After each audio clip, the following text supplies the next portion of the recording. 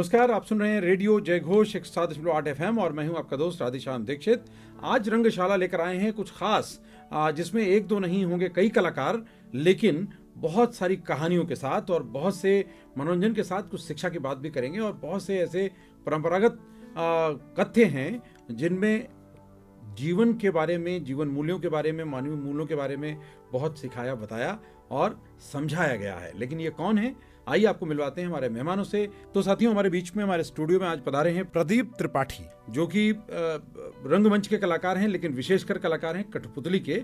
वो कला जो हमारे भारत में ही नहीं पूरी दुनिया में बहुत समय से कहानियों को कहने और लोगों के ध्यान को आकर्षित करने के लिए चलन में है। और ऐसी कठपुतली के और भी कलाकार हमारे साथ हैं, लेकिन पहले परिचय कराते हैं के राय जी का, जो कि प्रदीप जी के सहयोगी हैं। और साथ में हैं गुलाबो और सिताबो। आपने सुना तो खूब होगा इनके बारे में, और ये आपका इस्तकबाल कर रही हैं, स्वागत कर रही हैं। लेकिन इनके बीच कथन तब तक आगे नहीं बढ़ता जब तक सूत्रधार नहीं होता। तो एक सूत्रधार का परिचय भी प्रदीप जी आपसे करा रहे हैं। तो प्रदीप जी, जरा सूत्रधार का भी परिचय आप करा दें, कौन है ये? नमस्कार, मेरा नाम बजजुआ है। बजजुआ जी। अरे वाह, वैसे बजाज बोलते हैं जो बाजार होती थी ना पुरानी, यहाँ हाँ नखास, लखनऊ के बजाजा। नखास इलाके में हम गए रहन बजाजा, बजाजे हाँ बजजुआ। और हमरी न मानो सैया बजजुआ से पूछो। अच्छा, ये बजजुआ है? हाँ, बजजुआ है ये। यूँ तो हिंदुस्तान में 4 तरीके की कठपुतलियाँ होती हैं। 4 तरह की? जी।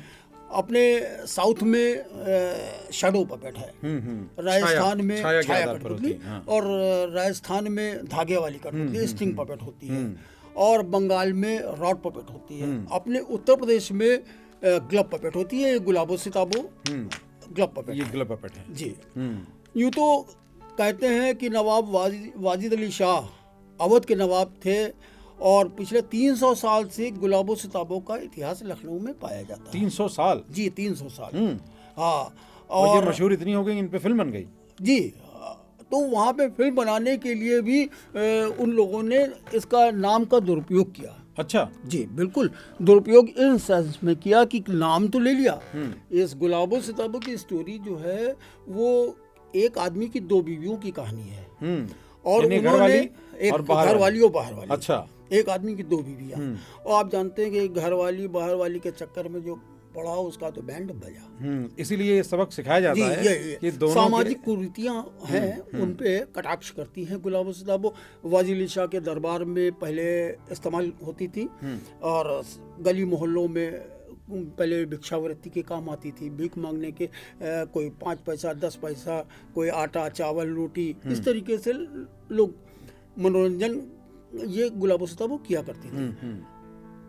लेकिन धीमे धीमे हिंदुस्तान में जब कठपुतली थोड़ा सा डेवलप होने लगी, हिंदुस्तान में पैदा हुई कठपुतली आज विदेशों में फल फूल रही है। और आप खुद जो है दुनिया के कई देशों में प्रदर्शन करके आ चुके हैं। जी।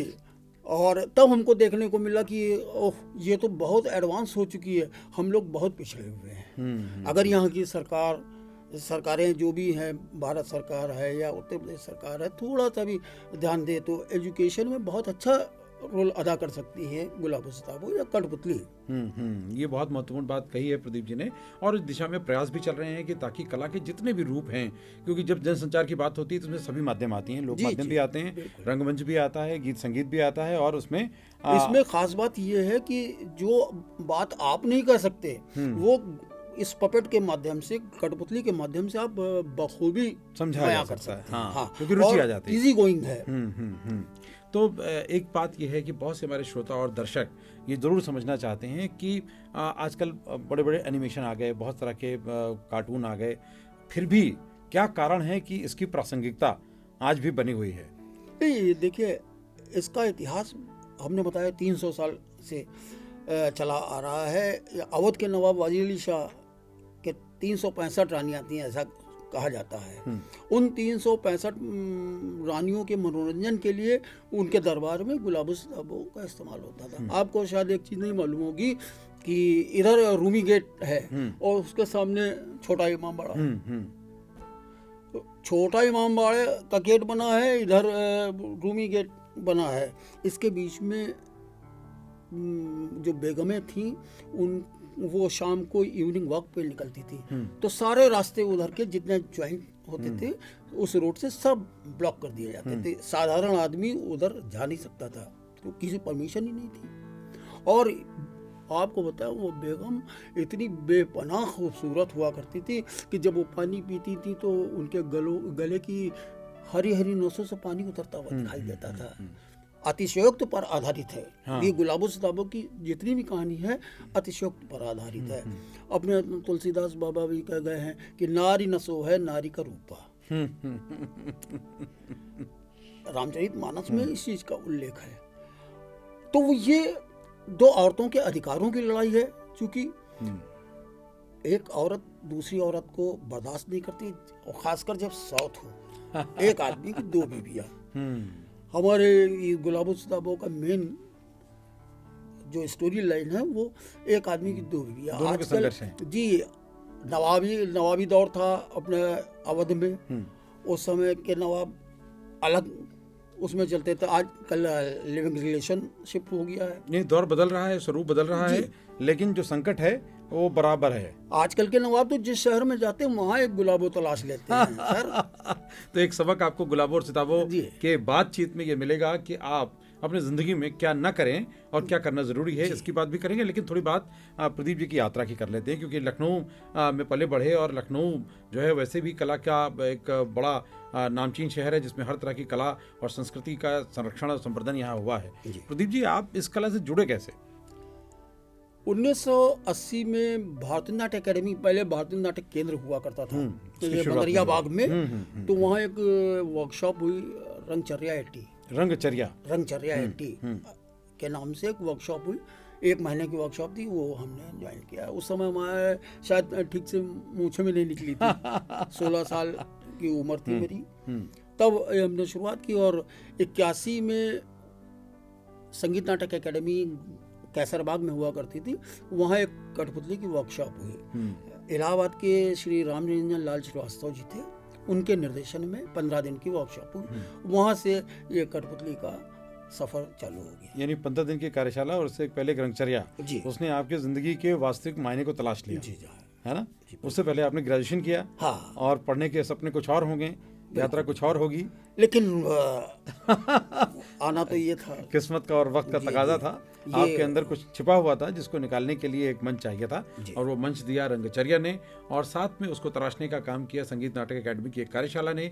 यानी कि जो संस्कृति विभाग के प्रयास हैं, जिसमें हम ऐसी कार्यशालाओं को बार बार जगह जगह पूरे प्रदेश के अलग हिस्सों में करवाते हैं, उनके माध्यम से ऐसे तमाम प्रतिभाशाली लोग जिनके अंदर कहीं ना कहीं कला के अलग अलग स्वरूप में एक भाव छिपा हुआ है, जिसको अभिव्यक्त करने का मौका चाहिए, और उसकी एक बहुत जीती जागती मिसाल हैं प्रदीप तिवारी जी।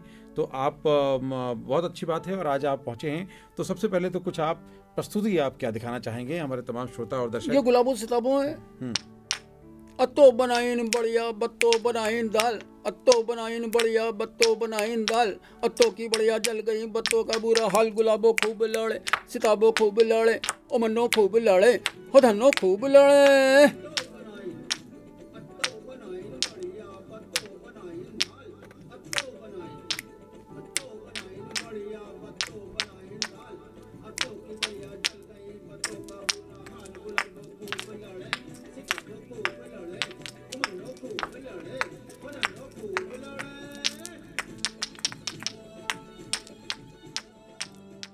ये जो लड़ाई की बात है, उसके बाद शिक्षा क्या देती है गुलाबो और सिताबो? शिक्षा की बात जहाँ तक है, गुलाबो सिताबो जो समाज में व्याप्त कुरीतियाँ होती हैं उनको मैसेज करती है। ऑडियंस गली मोहल्लों में घूम घूम के ये जाया करती थी। एक आदमी दोनों हाथों में गुलाबो सिताबो पहन के, एक झोला टांग के भिक्षावृत्ति, भीख मांगने का काम होता था, और उसमें इसी तरीके के छोटे छोटे मैसेज, संदेश जो होते थे, ये समाज को। तो अब तो आप कठपुतलियों के जरिए बहुत बहुत तरह के गुलाबो सिताबो की कहानी के साथ और भी कई किरदार आ गए हैं। आपने ब्लॉक खुश की कहानी भी आप उसमें दिखा रहे हैं, और किस किस की कहानियाँ अब तक आपने पिरोई हैं, इस तरह के प्रोडक्शंस में आपने शामिल की हैं?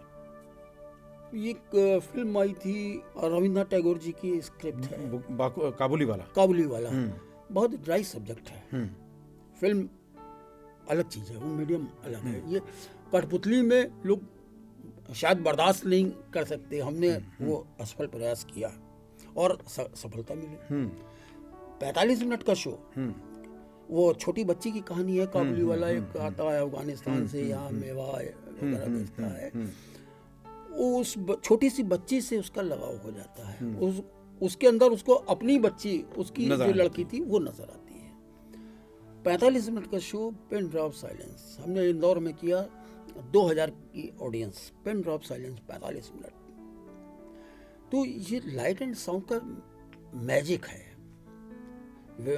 बिना लाइट साउंड के जीरो। दिन में हम आज तक हमने कभी शो ही नहीं किया, हम मना कर देते हैं। वो पूरा इम्पैक्ट नहीं आता, प्रभाव पूरा नहीं मिलता। लोग सूचना विभाग है और सरकारी विभाग है, वो सरकारी पब्लिसिटी के लिए, सरकारी योजनाओं के प्रचार प्रसार के लिए वो जगह जगह भेजा करते, जीरो इम्पैक्ट। दिन में वो आ ही नहीं सकता। कलाकारों की मजबूरी है, वो क्या करें। 1400 रुपए में वो बस का किराया भी चाहिए, खाना भी चाहिए, सब कुछ आवश्यकता है, नीड है, बेसिक नीड है। यानी अगर इस फॉर्म के जितने भी आयाम हैं उन सब पे ध्यान दिया जाए तो इसका जो मैजिक है, कलाकार और तो जिंदा रहेगा। सरकार किसानों पे ध्यान देती है कि छोटे किसान, बड़े किसान, उसी तरीके से कलाकार भी छोटे बड़े होते हैं। तो जैसे किसानों पे, छोटे किसानों पे आप माइंड सेट अपना कर रहे हैं कि इनको बढ़ाया जाए, उसी तरीके से छोटे कलाकारों को भी आगे बढ़ाने के लिए सरकार को कोई योजना रखनी चाहिए। बिल्कुल, ये विचारणीय प्रश्न है और निश्चित रूप से जिम्मेदार जो अधिकारी हैं उन तक ये बात पहुंचेगी और वो भी इस पर विचार करेंगे। और विचार वैसे भी चल रहा है कि लगातार इस तरह की योजनाएं बनाई जाएं ताकि प्रदेश के अलग अलग हिस्सों से ऐसी तमाम लुप्त होती कलाएँ या ऐसी कलाएँ जिनमें संभावना है पूरी दुनिया तक पहुँचने की, उनको मंच मिले, उनको अवसर मिले और ऐसे कलाकारों को समर्थन मिले और इस तरह से कलाकारों को शामिल किया जाए ताकि अधिक से अधिक उनकी उन्नति भी हो और वो और भी सक्षम होंगे तो कला के उन्नयन के लिए प्रयास भी ज़्यादा कर सकेंगे। तो मुझे लगता है कि आपके ज़रिए ये बात बहुत दूर तक जाएगी और वहाँ तक पहुँचेगी। जी। तो अभी जैसे आपने लवकुश, तो ये गुलाबो सिताबों के साथ जोड़ा है या कुछ अलग कलाकार? नहीं। गुलाबो सिताबो अलग स्टाइल है, मतलब ये यहाँ के परिवेश की कहानी सुनाती हैं जी, और बाकी वहाँ वो अलग है। अभी हमने अवंती बाई किया, अवंती बाई में हमने गुलाबो सिताबों को एज ए नरेटर यूज किया। ये स्टोरी लाइन आगे बढ़ाती है, क्योंकि वो सब कुछ दिखाया नहीं जा सकता। अवंती बाई हिस्टोरिकल कैरेक्टर है तो बहुत ज़्यादा, तो हम गुलाबो सिताबों के थ्रू स्टोरी आगे बढ़ाते हैं। लवकुश है चूँकि उससे जुड़ा हुआ है हमारे धर्म से, तो उसमें हम ज़्यादा छेड़छाड़ नहीं कर सकते। वो रॉड पपेट हैं, आप देखेंगे उसमें बाकायदे जो ये तो फेस हमने थर्माकोल से बनाया है, तो इसमें जो भी शेप आया फाइनल है। लेकिन अब राम का कैरेक्टर हम इस थर्माकोल से नहीं बना सकते, उसके लिए हमको डाइस वर्क करना पड़ेगा। तो चूँकि आँख है, नाक है, ये सब अगर शार्पनेस नहीं है तो मज़ा नहीं है। तो वो सब रॉड पे, वो सब रॉड पपेट है।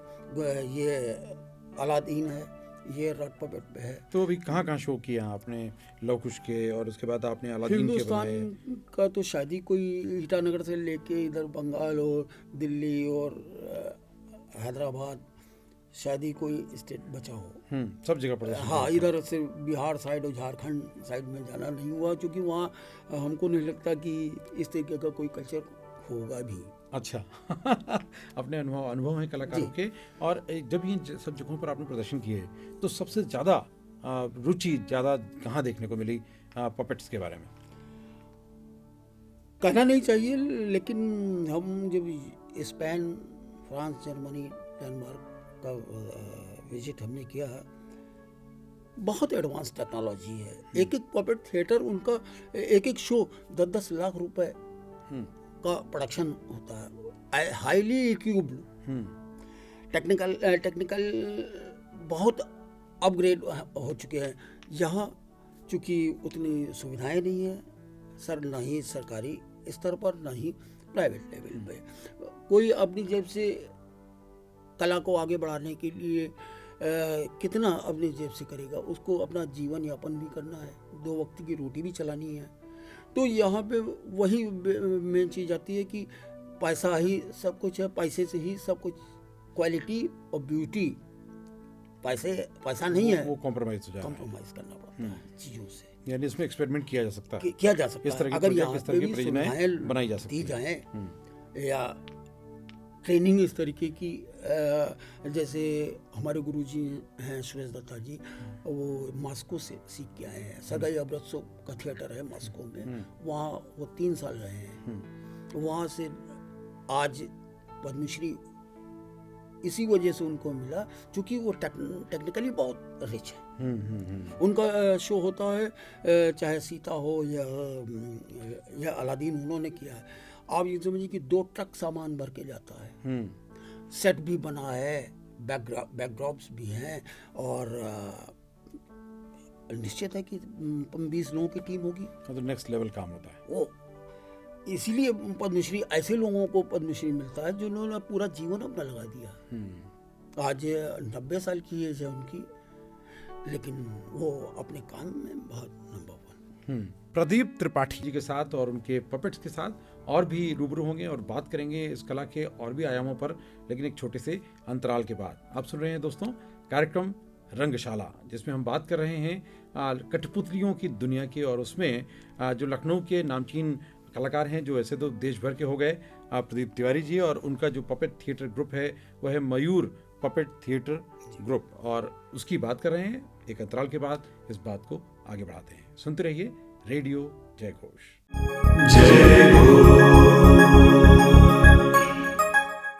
एक बार फिर आपका स्वागत है। आप सुन रहे हैं रेडियो जय घोष 107.8 FM और कार्यक्रम है रंगशाला, जिसमें बात होती है रंगमंच की दुनिया की और रंगमंच से जुड़े हुए कलाकारों की, उनके शिल्प की, कला के पक्षों की और बहुत तरह के हो रहे प्रयोगों की।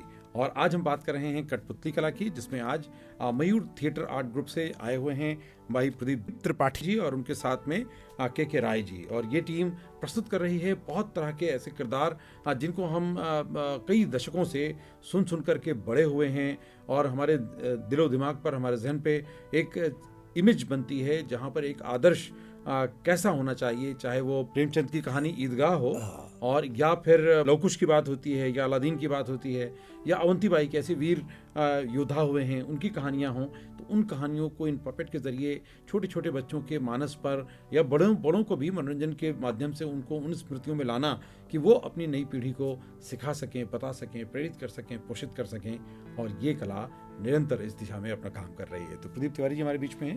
तो प्रदीप जी, जो ईदगाह है, अब तो लोग पढ़ना भी थोड़ा कम कर चुके हैं, जी जी, लेकिन एक बड़ा दौर रहा है कि ईदगाह ने बहुत से बच्चों को प्रेरित किया कि अपनी दादी नानी, अपने बुजुर्गों के लिए कैसे आपके अंदर संवेदनशीलता पनपे। देखिए अब तो हमको लगता है कि शायद सिलेबस से हटा ही दिया गया है ईदगाह।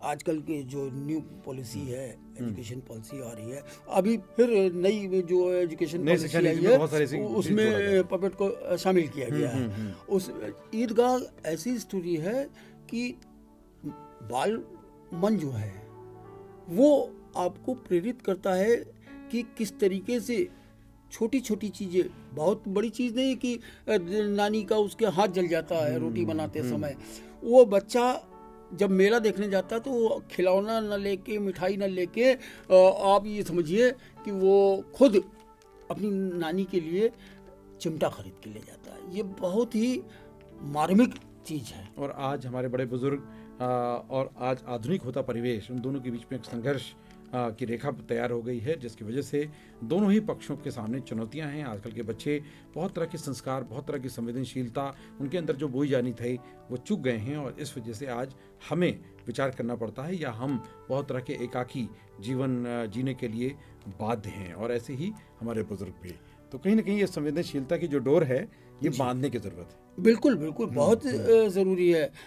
एक ही जगह पर बच्चे भी देखते हैं और बुजुर्ग भी देखते हैं।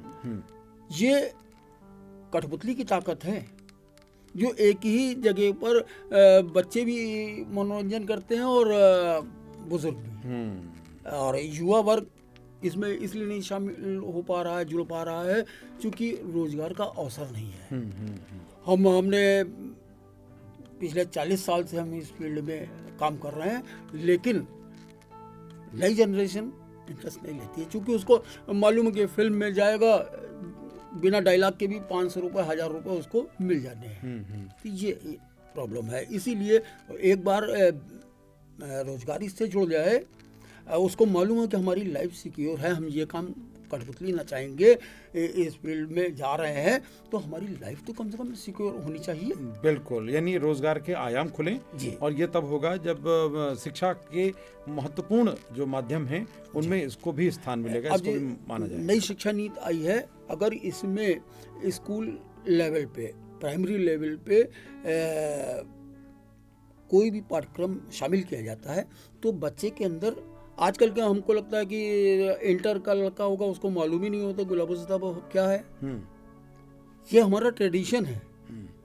आप अपने बाबा को नहीं भूल जाएंगे, दादी को नहीं भूल जाएंगे, क्या उनका नाम है या बाबा का क्या नाम है या दादी का क्या नाम है, जो वो परंपरा है तो वो संस्कार आपको अपने बच्चे के अंदर डालना पड़ेगा। बिल्कुल, और ये आपने डालने का काम तो किया है, लेकिन अभी नई पीढ़ी को तैयार कर पाने में अभी मुमकिन होता हुआ नहीं दिख रहा है। लेकिन ये बताइए कि इस कला के को तैयार करने और इसको बनाने की प्रक्रिया क्या है? ये बनाने की जहाँ तक बात है, थर्माकोल आता है, थर्माकोल से भी फेसेस बनाए जा सकते हैं। डाइस वर्क होता है, क्ले मॉडल तैयार करके उस पे डाइस तैयार होती है, उससे फेस निकाले जाते हैं। और प्रोसेस है, एक आधे घंटे के प्रोग्राम में समझाया नहीं जा सकता। इसके लिए प्रॉपर वर्कशॉप्स होती हैं, 1 महीने 2 महीने 3 महीने की वर्कशॉप। सेंट्रल एकेडमी है, स्टेट एकेडमी है और भी बहुत से डिपार्टमेंट हैं जो समय समय पर करते रहते हैं। लेकिन जितना ध्यान, अब हम आपको बताएं कि ये उत्तर प्रदेश है, बगल में मध्य प्रदेश है, वहाँ की संस्कृति अलग है, वहाँ कल्चर को कितना बढ़ावा दिया जाता है। यहाँ उत्तर प्रदेश में एक हमने जब शुरुआत की थी, 2000 रुपये कोई देने को नहीं तैयार होता था एक शो के लिए। मैं हाथ जोड़ने पड़ते थे, अरे सर मेरा भी करा दीजिए, अरे कहाँ कौन देखता है ये वो। तो कठपुतली का नाम आते ही पता नहीं क्यों एक जो हमारा सिस्टम है उसमें एक पारा जिसे उनका डाउन हो जाता है। कठपुतली, अरे यार डांस ये करा दो, वो करा। मतलब हमें जो परंपरा के जो प्रभाव हैं जिन विधाओं के, क्योंकि कोई भी जो मनोरंजन का जरिया है वो कहीं ना कहीं बच्चों को उनके मानस पटल पर प्रभाव डालने का हमारा प्रयास ये रहा है कि गुलाबो सिताबो का एक रेगुलर शो, चूंकि हमारा 300 साल पुराना ट्रेडिशन है, परंपरागत है ये, कहीं भी कोई स्थान एक फिक्स करके है वहाँ पे रेगुलर शो, तो जिसमें कि बाहर से जो पर्यटक आते हैं, विदेशों से आते हैं, हिंदुस्तान भर से लखनऊ घूमने लोग आते हैं, स्थानीय पर्यटक। हाँ, स्थानीय लखनऊ की आबादी ही 55 लाख है जी, तो उन तक पहुँचना ठीक है कि 1000 आदमी तो अट्रैक्ट होगा ही होगा, ये मेरी गारंटी है। अभी लोहिया पार्क में किया, संस्कृति विभाग का कभी हाउसफुल नहीं हुआ वो लोहिया पार्क। हमारा शो हुआ पूरा हाउस पैक, 5000 की कैपेसिटी, ओवर क्राउड। बहुत संभावनाएं हैं और इसमें प्रयास साझे होने चाहिए, इसका विस्तार किया जाना चाहिए। तो आप दोनों हमारे स्टूडियो में आए और अपनी कला का प्रदर्शन भी किया है, और बहुत से इनके अलग अलग जो प्रदर्शन होते हैं उन सबको इस कार्यक्रम में हम सम्मिलित करने की कोशिश करेंगे, ताकि आप सब जो हमारे श्रोता हैं, जो दर्शक हैं, वो शामिल हो सकें और जान सकें कि इसकी विरासत कितनी बड़ी है और संभावनाएं कितनी प्रबल हैं, और इसके ज़रिए पहुँच बढ़ाने की जो हमारी तमाम कहानियां हैं, जिनके ज़रिए हम बच्चों के अंदर संस्कार पोषित करते हैं, उनके अंदर भावनाओं का ज्वार उत्पन्न करते हैं, उनको उन विषयों से जोड़ते हैं जिनको सामान्य तौर पर कहानी सुनाकर जोड़ पाना थोड़ा कम संभव होता है या रुचिकर कम लगता है, और ये रुचि को बढ़ावा देती हैं। तो कठपुतली की कला को हम सब मिलकर आगे बढ़ाएं, और हमारे जो भारतीय सांस्कृतिक परंपरा है उसमें भी इसकी अहमियत और ज़्यादा बढ़े, और देश दुनिया में हमारे कलाकार भी इस विधा को लेकर जाएं और इसका विस्तार हो सके। इसी कामना के साथ आप सब विदा लेते हैं। बहुत बहुत धन्यवाद हमारे स्टूडियो में आने के लिए, और आप सब सुनते रहें, इसे भी शेयर करें, लाइक करें, सब्सक्राइब करें हमारे सोशल मीडिया के प्लेटफॉर्म्स पर, और रेडियो पर अगर आप सुन रहे हैं तो और लोगों तक पहुँचाएँ, क्योंकि रेडियो जय घोष कला के संरक्षण, संस्कृति और हमारी तमाम तरह की जो परंपराएँ हैं उनके संरक्षण के लिए संकल्पबद्ध है। तो आइए हाथ मिलाते हैं, सुनते हैं, सुनाते हैं, सबको जोड़ते हैं, आगे बढ़ाते हैं। नमस्कार, सुनते रहिए रेडियो जय घोष। जय